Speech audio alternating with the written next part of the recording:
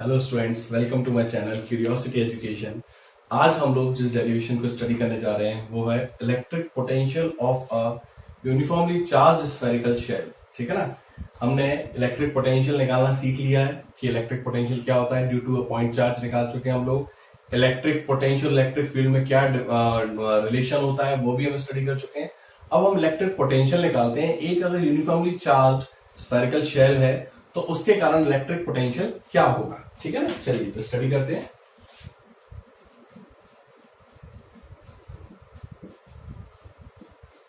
Electric potential of a uniformly charged thin spherical shell. Electric potential of a uniformly charged thin spherical shell. याद कीजिए, spherical shell हम पहले भी use कर चुके हैं। कहां पर? जब हमको इलेक्ट्रिक फील्ड निकालना था। ठीक है ना। अगर आपको इलेक्ट्रिक फील्ड का डेरिवेशन याद हो कि हमने यूनिफॉर्मली चार्ज्ड स्फीयर के लिए कैसे निकाला था, तो हमने उसमें 3 केसेस लिए थे। When the point is lying outside the spherical shell, second case when it is lying on the spherical shell, and third one when it is lying inside the spherical shell. Same process हम यहां पर apply करेंगे। हम यहां पर भी 3 cases लेकर चलेंगे। केस 1 वही रहेगा जब पॉइंट बाहर लाई कर रहा है। सेकंड केस जब पॉइंट उस स्फेरिकल शेल के ऊपर लाई कर रहा है उसकी सरफेस पर, और केस थर्ड जब वो उसके अंदर लाई कर रहा है। ठीक है। चलिए देखते हैं। पहले एक स्फेरिकल शेल बना लेते हैं अपन। लेट्स से ये एक थिन स्फेरिकल शेल है, इसका सेंटर है। मान लेते हैं कि इसकी जो रेडियस है कैपिटल आर है। इसके ऊपर जो चार्ज है वो मैं मान लेता हूं क्यू है, जो इसके ऊपर फैला हुआ है। ये एक जनरल इसका लेआउट है। अब हम इसके लिए 3 केसेस निकाल रहे हैं। ठीक है ना। So case one when the point is lying outside the shell। इस स्फेरिकल शेल के बाहर कोई पॉइंट अगर लाई कर रहा है, मतलब कैसा? सपोज करो ये P पॉइंट है जो कि R डिस्टेंस पर है।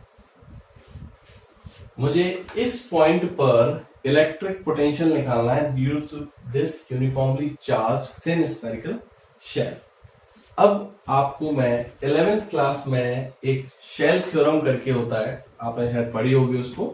शेल थ्योरम क्या कहती है कि अगर कोई पॉइंट एक स्फेरिकल शेल जो थिन है, ठीक है, मतलब उसकी जो डेंसिटी है वो वेरी नहीं कर रही है, यूनिफॉर्म है, ओके, तो उस स्फीयर के लिए आप अगर किसी बाहर वाले पॉइंट पर इलेक्ट्रिक फील्ड या ग्रेविटेशनल फील्ड निकाल रहे हैं। 11th क्लास में कभी ग्रेविटेशनल फील्ड होता है, इलेक्ट्रिक फील्ड नहीं होता है। ठीक है ना। तो जो बात ग्रेविटेशनल फील्ड के लिए वैलिड है वही बात इलेक्ट्रिक फील्ड के लिए भी वैलिड है। क्या शेल थ्योरम क्या कहती है कि अगर कोई पॉइंट बाहर है या इस स्फीयर के ऊपर है ना। देखिए, बाहर और इस स्फीयर के ऊपर one and the same thing मानी जाती है। तो जो बात मैं बाहर के लिए बोल रहा हूं वही बात मैं इस स्फीयर के ऊपर के लिए भी बोल रहा हूं। ठीक है। तो मैं उसको अलग से मेंशन नहीं कर रहा हूं। तो अगर कोई पॉइंट बाहर लाई कर रहा है तो इस पूरे स्फीयर का मास या चार्ज, है ना, मास कब? जब ग्रेविटेशनल फील्ड निकाल रहे हैं, और चार्ज कब? जब हम इलेक्ट्रिक फील्ड निकाल रहे हैं या इलेक्ट्रिक पोटेंशियल निकाल रहे हैं। जैसे ग्रेविटेशनल पोटेंशियल निकालेंगे तब भी हम उसके मास को यहीं पर। तो वही कहते हैं कि अगर कोई पॉइंट बाहर लाई कर रहा है स्फेरिकल शेल के, तब इस पूरे शेल का मास या चार्ज आप इसके सेंटर पर मान सकते हैं, इस पूरे का। ठीक है ना। तो हम तो इलेक्ट्रिक पोटेंशियल पढ़ रहे हैं तो मैं बार बार मास का यूज नहीं करूंगा वर्ड। तो इस वाले केस में इस पूरे चार्ज को मैं यहां पर मान सकता हूं। किस पॉइंट के लिए? जो पॉइंट आउटसाइड है या जो पॉइंट इसके सरफेस पर है। तो बेसिकली ये मेरा स्फीयर देखने में जरूर ऐसा दिख रहा है, बेसिकली ये चार्ज मेरा यहां रखा हुआ है। तो एक तरह से ये क्वेश्चन हो गया कि electric potential due to point charge at distance R. क्या फॉर्मूला होता है electric potential due to point charge? हम डिराइव कर चुके हैं उसको। तो इस वाले केस में ये स्फीयर पूरा हटके इस पूरे चार्ज को मैं यहां मान लूंगा तो बेसिकली मेरा जो फॉर्मूला होगा electric potential at this point P, वो होगा के क्यू बाय आर। क्यों? क्योंकि electric potential due to a point charge यही होता है के क्यू बाय आर। अगर आप के को एक्सपेंड करके लिखना चाहते हैं तो 1/4 pi epsilon nought Q by R. ये इसका पोटेंशियल हो जाएगा at a point lying outside the spherical shell.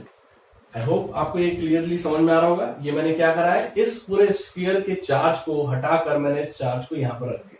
Value change नहीं करी है, पहले भी क्यू ही था स्फीयर का चार्ज, अभी भी क्यू है, लेकिन बाहर वाले पॉइंट के लिए इस पूरे चार्ज को मैं इधर उधर फैला हुआ ना मान के मैं ये मान सकता हूं पूरा चार्ज इसके सेंटर पर रखा हुआ है। ये मेरी शेल थ्योरम होती है। ठीक है,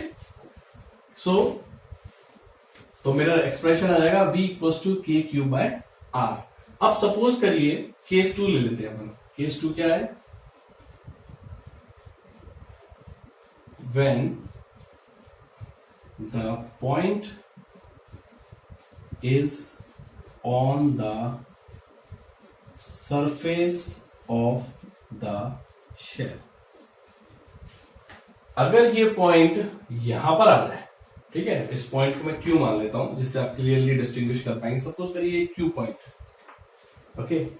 इस पॉइंट पर अगर आपसे मैं बोलूं कि इलेक्ट्रिक पोटेंशियल क्या हो, तो वही बात है, कोई फर्क नहीं आएगा। मैंने अभी बताया था कि कोई पॉइंट आउटसाइड लाई कर रहा हो या इसके ऊपर लाई कर रहा हो, आप दोनों ही केस में इस चार्ज को यहां मान सकते हैं। तो उस केस में इसकी डिस्टेंस कितनी हो गई यहां से लेके यहां तक, विच इज कैपिटल आर।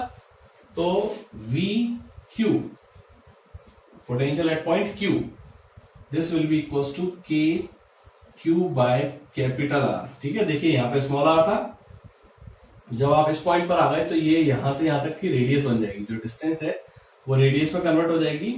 तो at the surface of spherical shell जो पोटेंशियल होगा that will be K Q by R. ठीक है, अब इसका थर्ड केस थोड़ा इंटरेस्टिंग है, उसको अपन सही से समझते हैं। इधर देखिए third case third, when the point is lying inside the spherical shell.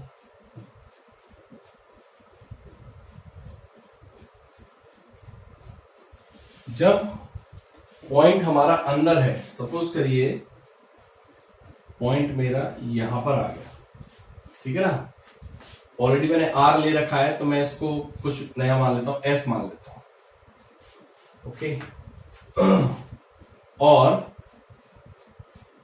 अब मैं इस पॉइंट पर इलेक्ट्रिक पोटेंशियल निकालना चाहता हूं, पॉइंट एस पर, वी एस पर मुझको निकालना है। ठीक है, अब एक चीज समझिए, इलेक्ट्रिक फील्ड की अगर हम बात करें, electric field inside the spherical shell कितना होता है बताइए। स्फेरिकल शेल वाले जो डेरिवेशन कर रहे थे उसमें हमने इलेक्ट्रिक फील्ड कितना निकाला था इनसाइड द स्फेरिकल शेल, याद आ रहा है? मैं याद दिला देता हूं। इलेक्ट्रिक फील्ड आता है 0, मतलब कि स्फेरिकल शेल के अंदर जो इलेक्ट्रिक फील्ड होता है वो 0 होता है। तो फिर पोटेंशियल कितना हो जाएगा? पोटेंशियल भी 0 हो जाएगा, है ना। लिख दूं इसको, इलेक्ट्रिक पोटेंशियल भी 0 हो गया। सही है? गलत है।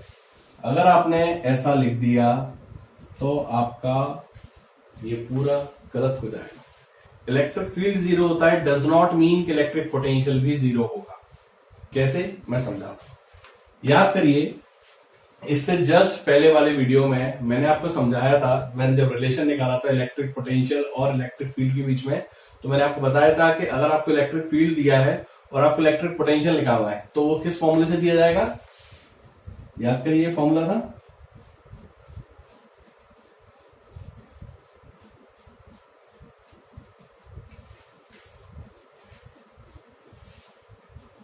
जिन्होंने ये फॉर्मूला नहीं देखा है वो इससे पहले वाले वीडियो को रेफर करें, उसमें आपको ये दिख जाएगा कि हम ये कैसे लेकर आए हैं।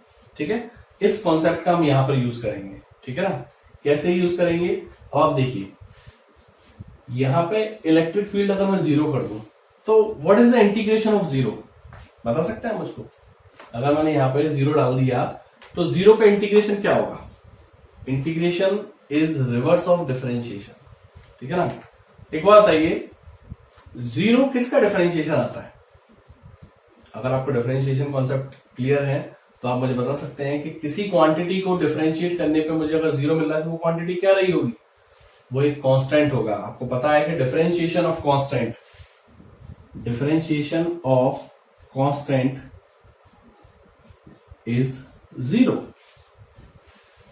तो मैं उल्टा बोल सकता हूं कि integration of constant is integration of 0 is constant. Integration क्या है? डिफरेंशिएशन का उल्टा है, ठीक है ना। जिस चीज को आपने डिफरेंशिएट करा है वो जो आंसर आएगा आप उसको इंटीग्रेट करेंगे तो वापस आप वहीं पर आ जाएंगे, ठीक है ना। फॉर एग्जाम्पल मैं समझा देता हूं। सपोज करिए जैसे x² लिखा है, मैंने आपसे कहा इसको डिफरेंशिएट करिए, आपने इसको डिफरेंशिएट करा, आंसर आ गया 2x। अगर मैं आपसे बोल दूं कि 2x को इंटीग्रेट करिए तो पता है क्या आंसर आएगा? 2 और x का हो जाएगा x²/2। तो ये कटा, आंसर आ गया x²/2 प्लस एक कांस्टेंट ऑफ इंटीग्रेशन आता है, दैट इज अभी हम उस पर डिस्कशन नहीं करने जा रहे। तो बेसिकली मैं इससे ये समझाना चाह रहा हूं कि integration is reverse of differentiation, ठीक है। तो यहां पर अगर मेरा E0 है, अगर E0 है और उसको इंटीग्रेट कर रहा हूं तो मेरा आंसर आएगा कांस्टेंट। मतलब कि मेरा कौन कांस्टेंट आ जाएगा? ये। तो इस वाले कॉन्सेप्ट से अगर मैं चलूं तो मैं ये बोल दूंगा कि V जो होगा वो कांस्टेंट होगा, ठीक है ना। अब कांस्टेंट होगा, ठीक है, पर कितना होगा? उतना ही होगा जो लास्ट आपको मिला था पोटेंशियल। कितना मिला था? KQ/R। तो इसके बाद आप कहीं भी किसी यहां पॉइंट चले जाइए, यहां कहीं पर भी चले जाइए, इसका पोटेंशियल चेंज नहीं होगा, कांस्टेंट रहेगा, which is equal to KQ/R, क्योंकि यही आपको लास्ट पोटेंशियल मिल सकता है। चेंज होता है, इसके बाद तो फिर सब कुछ कांस्टेंट होने वाला है। So this is the last potential KQ/R। तो मैं लिख सकता हूं, मैं ये पूरा हटा रहा हूं, ठीक है। आपको ये समझाने के लिए थोड़ा सा मैथ्स मैंने यहाँ पे इंट्रोड्यूस करा है, क्योंकि बच्चे अक्सर कंफ्यूज हो जाते हैं कि सर इलेक्ट्रिक फील्ड तो 0 है और पोटेंशियल 0 क्यों नहीं है? तो पोटेंशियल 0 इसलिए नहीं है, ठीक है। आप इस फॉर्मूले से ही उसको निकाल कर लाए हैं। तो बेसिकली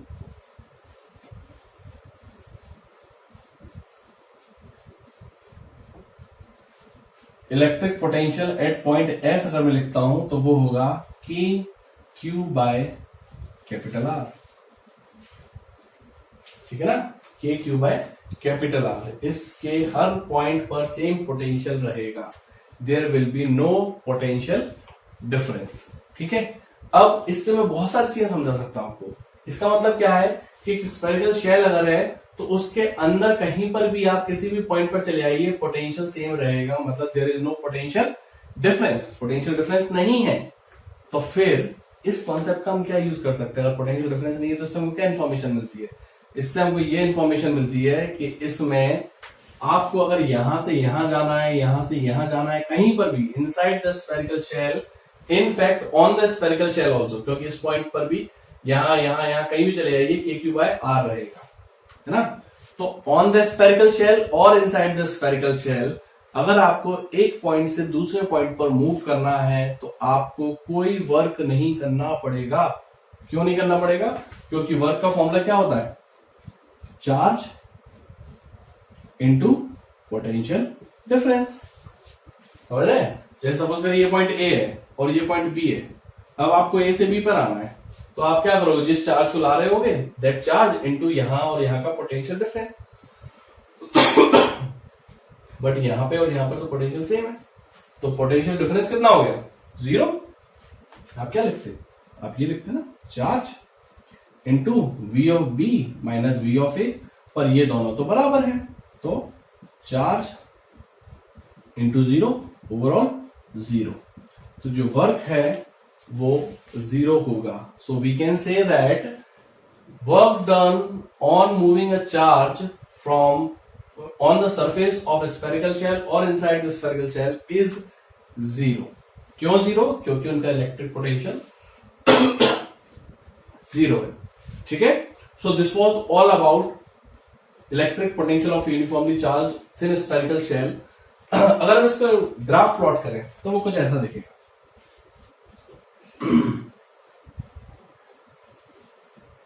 सपोज करिए डिस्टेंस है, ये पोटेंशियल है और यहां पर मेरा स्फीयर रखा हुआ है, ठीक है। This is my centre, this point is radius, okay. सो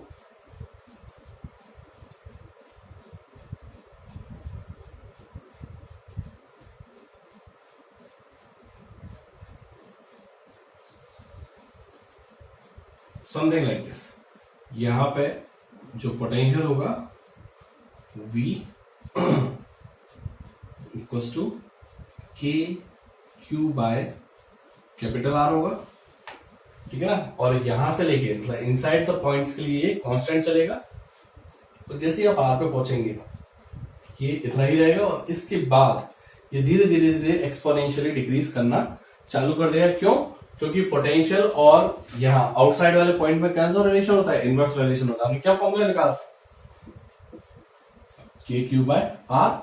अगर हम इसको देखें तो हम बोल सकते हैं कि जो पोटेंशियल है वो डिस्टेंस के साथ इनवर्स रिलेशन रख रहा है। तो इनवर्स रिलेशन रख रहा है तो फिर वो ऐसा एक्सपोनेंशियल ग्राफ आपको यहां पर दिखेगा।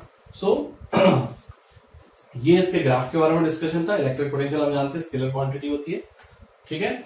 सो this was all about the potential of uniformly charge thin spherical shell. I hope आपको ये क्लियरली समझ में आया होगा। आपको कोई भी दिक्कत है तो आप कमेंट सेक्शन में पोस्ट कर सकते हैं। And do like, share and subscribe our channel and press the bell icon to get the latest notifications. Thank you.